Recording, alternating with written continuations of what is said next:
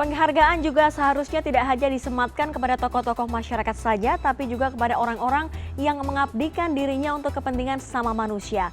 Di Hari Pahlawan ini kami akan berbincang dengan salah satu pahlawan kemanusiaan yang mendedikasikan separuh hidupnya untuk membantu orang lain. Dalam keadaan darurat, sudah ada Pak Aris Widodo, anggota tim kubur cepat gugus tugas COVID-19, Daerah Istimewa Yogyakarta. Halo, selamat malam Pak Aris. Selamat malam Mbak Dea. Sehat Pak Aris? Alhamdulillah, alhamdulillah. Pak Aris, saya beberapa kali mendengarkan cerita Bapak dari masyarakat setempat. Sebenarnya bagaimana pertama kali Pak Aris berkenan untuk bergabung dalam tim kubur cepat dan juga tim dekontaminasi COVID-19, Pak Aris? Assalamualaikum warahmatullahi wabarakatuh. Waalaikumsalam. Awalnya berawal dari ketugasan saya di tim reaksi cepat Badan Penanggulangan Bencana Daerah Istimewa Yogyakarta yang pada waktu itu mengamanahkan kepada kami anggota TRC untuk mengambil peran dalam COVID-19. Termasuk di dalamnya ada penguburan, ada dekontaminasi zona-zona khusus. Saat itu Bapak ketika menerima tugas itu, apa yang pertama kali terbersit? Apakah ada ketakutan ketika akan menjalankan tugas tersebut atau bagaimana Pak Aris? Ketakutan tentu ada, tapi ini menjadi konsekuensi dari apa yang menjadi tugas tanggung jawab yang diamanahkan kepada saya di Badan Penanggulangan Bencana.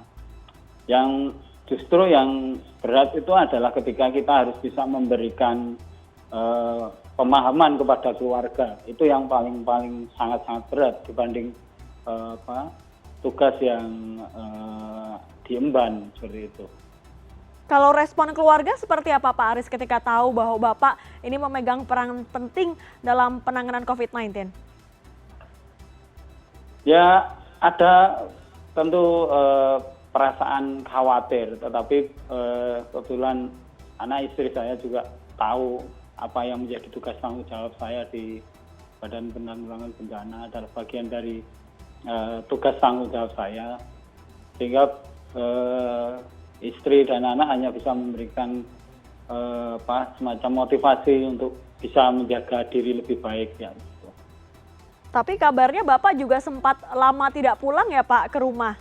Apakah betul demikian? Ya, hampir 7-8 bulan. Artinya sampai hari ini? Jadi, sampai hari ini.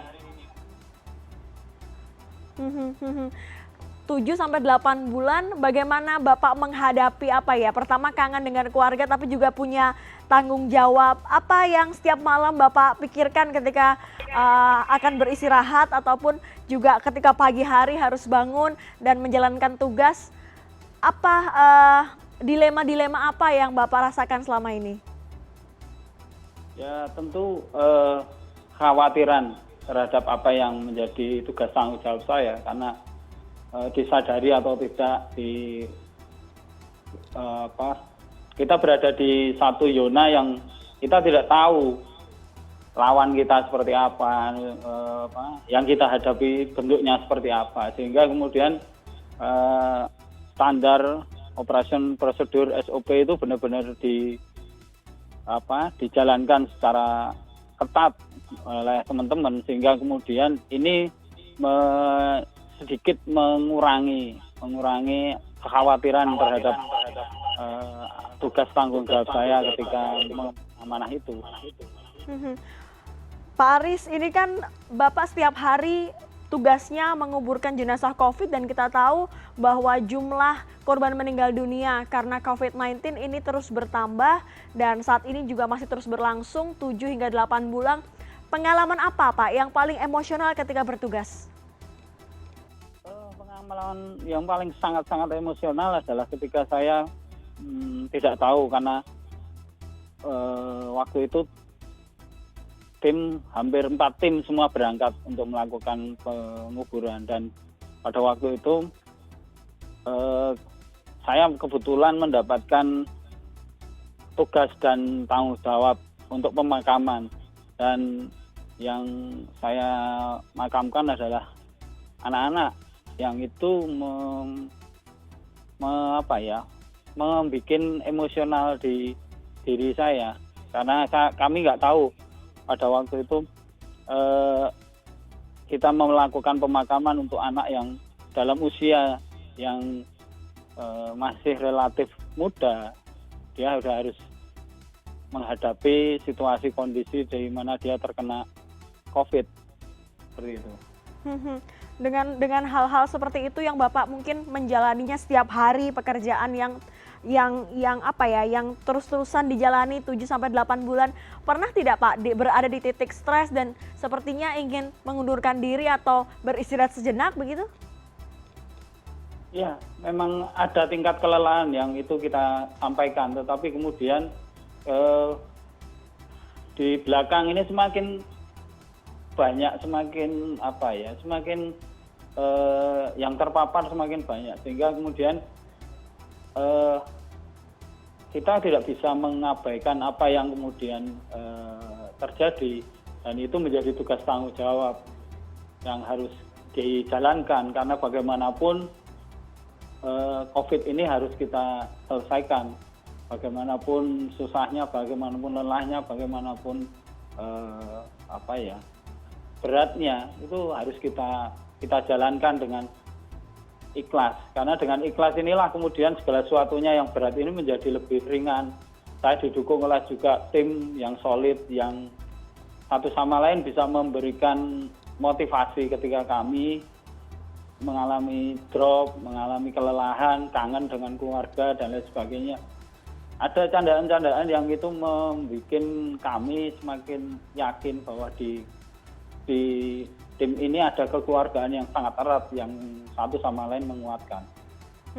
Pak Aris, ini kan Pak Aris juga tidak hanya di saat pandemi COVID-19 membantu masyarakat, tapi juga saat ada bencana erupsi Gunung Merapi. Sebenarnya apa yang menjadi dasar Pak Aris untuk tetap berkiprah, untuk tetap mendedikasikan hidup Bapak untuk kepentingan orang lain?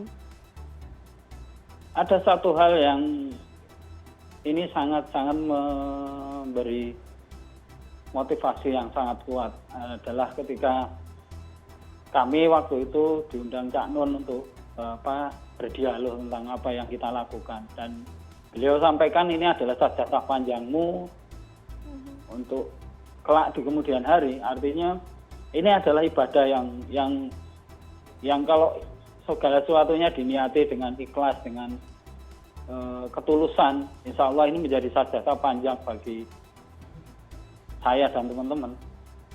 Tapi sampai sekarang Bapak dan teman-teman tetap sehat ya Pak? Pernah tidak Pak merasa ketika bertugas begitu merasakan gejala-gejala yang mirip mungkin dengan COVID, atau mungkin sedang drop atau bagaimana begitu? Nah, disitulah letak di mana tim memiliki tim medis yang sebelum kita bertugas, kemudian kita pulang dari tugas, kita selalu diperiksa, dan kemudian yang paling harus kami jalankan ketat adalah ketika kami harus istirahat. Ya, itu benar-benar digunakan untuk istirahat semaksimal mungkin. Kalau dukungan dari semua pihak dalam hal ini. Kalau dalam sehari istirahat cukup Pak, berapa jam setiap hari untuk bisa beristirahat? Tugas tanggung jawab ini kan kalau setelah kita menyelesaikan pemakaman itu kan 1 kali 24 jam kita harus benar-benar off dari seluruh kegiatan. Disitulah letak di mana kemudian kita merekondisi, artinya kita melakukan pemeriksaan secara berkala, sehingga kemudian kita tahu kalau ada sesuatu yang tidak enak, kita secepatnya bisa diberi vitamin dan lain sebagainya. Kalau istirahatnya sampai 1 kali 24 jam, artinya dalam setiap hari ada banyak yang dikuburkan. Kalau di minggu ini rata-rata berapa Pak Aris yang dikuburkan karena COVID-19? Kalau secara rata-rata hampir sekitar 4 lah minimal dalam satu hari itu. Satu hari 4? Dibandingkan bulan-bulan awal lebih banyak mana Pak Aris? di bulan-bulan awal lebih ketat gitu. Dan yang melelahkan itu adalah ketika berbarengan. Jadi tim 1-2 berangkat, kemudian di tim 3-4 sudah harus disiapkan di belakangnya. Ini juga menjadi PR. Karena bagaimanapun kalau 4 tim ini harus istirahat 1 kali 24 jam, berarti di tim berikutnya harus ada orang yang benar-benar fresh, yang benar-benar dalam kondisi sehat untuk bisa diterjunkan atau diberangkatkan. Pak Aris, ini kan Pak Aris kan menjadi orang terakhir ya, Pak Aris dan teman-teman, orang terakhir yang merawat jenazah sampai dikuburkan. Tentunya dengan protokol COVID, keluarga ini dilarang untuk bisa berdekatan. Artinya Bapak dan teman-teman satu tim ini menjadi orang yang terakhir merawat jenazah. Pernah nggak Pak mendapatkan pesan yang begitu emosional dari keluarga korban yang ditinggalkan? Ya, kami melakukan pemakaman ini kan berdasarkan surat yang disampaikan oleh dokter berkaitan dengan, atau rumah sakit berkaitan dengan orang yang kita sempurnakan atau kita makamkan. Sehingga kemudian di situ ada hal-hal protokol yang harus dijalankan, dan di satu sisi yang lain ada keluarga yang tidak bisa menerima ini. Dan syukur alhamdulillah saya punya tim yang bisa melakukan negosiasi sebelum kita berangkat untuk melakukan pemakaman. Namanya tim asistensi, tim yang melakukan koordinasi dengan pihak keluarga dan lain sebagainya, sehingga proses pemakaman bisa berjalan dengan lancar. Terakhir Pak Aris, ini kan masyarakat sudah mulai berkehidupan dengan ya bisa dibilang berdekatan dengan yang dikatakan normal ya. Ini artinya ada potensi penyebaran COVID-19 yang lebih besar daripada dulu saat orang masih takut, dan sekarang kita lihat kecenderungannya masyarakat sudah lelah untuk takut. Apa pesan Pak Aris kepada masyarakat supaya tidak bernasib sama dengan korban yang Bapak sempurnakan jenazahnya dimakamkan oleh teman-teman dari Jogja? Pesan kami tetap seperti apa yang disampaikan oleh dinas terkait dalam hal ini. Jaga jarak, kemudian pakai masker, cuci tangan, kemudian hindari kerumunan dan lain sebagainya.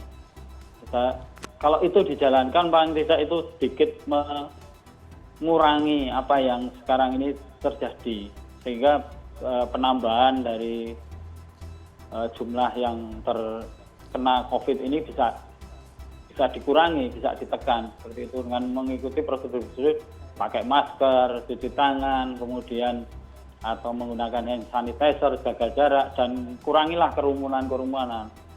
Jadi kalau memang punya kegiatan yang tidak sangat perlu, sangat penting, ya akan lebih baik kalau kita kemudian tidak melakukan itu, sehingga kemudian kemungkinan kecil untuk kita terpapar.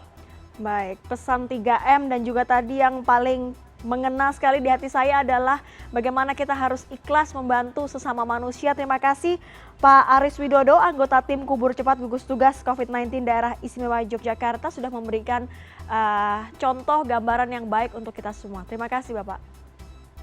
Sama-sama.